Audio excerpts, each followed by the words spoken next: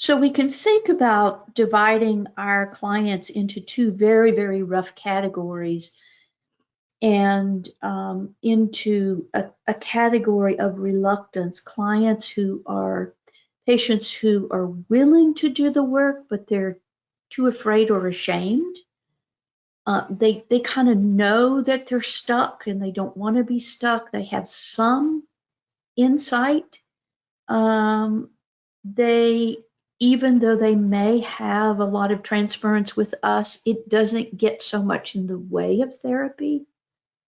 And they're able to acknowledge their stuck places. This is what I call the reluctant patient. And they're not so difficult to work with because they're bringing it up front. Like, I'm stuck here. I want to get unstuck. I know that it's me that's in the way of me. And those are relatively easy to work with.